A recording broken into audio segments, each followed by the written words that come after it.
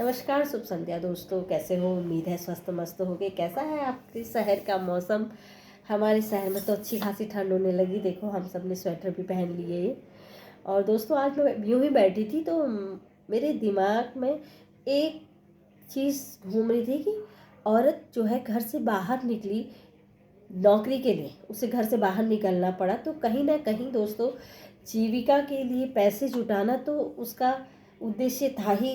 लेकिन कुछ औरतों को इसलिए भी निकलना पड़ा कि उसके स्वाभिमान में कहीं ना कहीं ठेस पहुंच रही थी। घर में जो है आदमी बाहर से आता है, अक्सर मैंने देखा कई घरों में, तो सबसे पहले अपनी बीवी को यही ताना मारता है कि तुम घर में रह के करती क्या हो।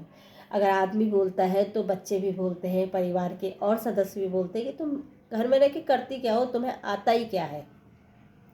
वो बच्चे जिन्हें उस माँ ने ही सिखाया होता है वो सब चीज़, आज वही बच्चे उस माँ को बोलते हैं कि तुम्हें आता क्या है, बताओ, है ना। तो इसीलिए औरतों को शायद घर से बाहर अपने स्वाभिमान के लिए भी निकलना पड़े।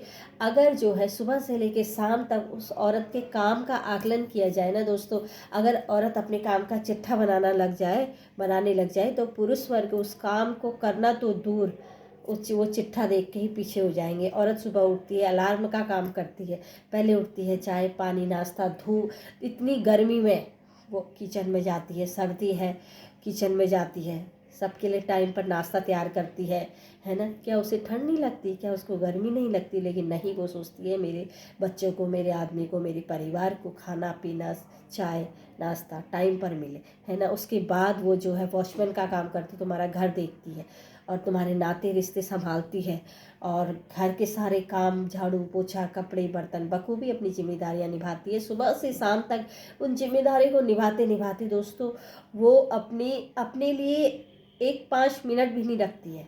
उसके चेहरे पर कम उम्र में ही झुर्रियाँ पड़ने लग जाती है, उसके बाल सफ़ेद रहते हैं, उसके बाल बिखरे हुए रहते हैं, हाथ पांव ठंड के मौसम में फटे हुए रहते हैं, लेकिन उसको कोई उन सब में इंटरेस्ट ही नहीं है सजने संवरने में। वो सोचती है मैं अपना घर सजा संवार लूँगी इतनी देर में, है ना, और इतनी देर में मैं बच्चों का काम कर लूँगी, अपने पति बच्चों के लिए अच्छा नाश्ता तैयार कर लूँगी।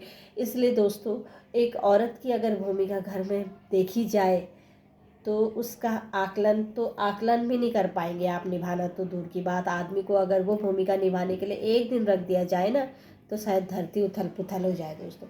हम तुम कौन होते हैं उस औरत के आकलन करने वाले? स्वयं ब्रह्मा, स्वयं विधि विधान ने भी उस औरत को इतना बड़ा दर्जा दिया है कि जब भी घर में आप पूजा पाठ करेंगे सबसे पहले औरत का ही नाम आता है।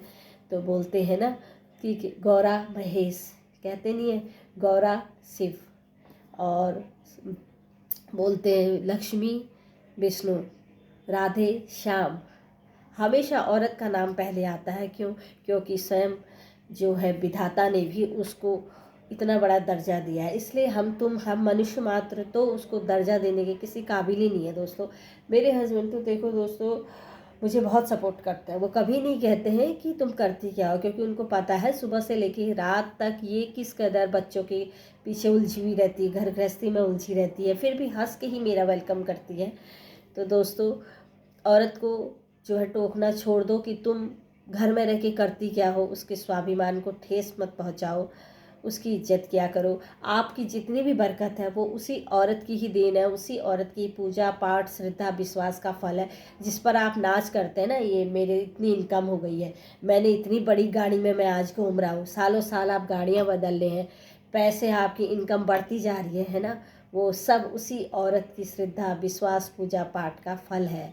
इसीलिए औरत की इज्जत किया करो।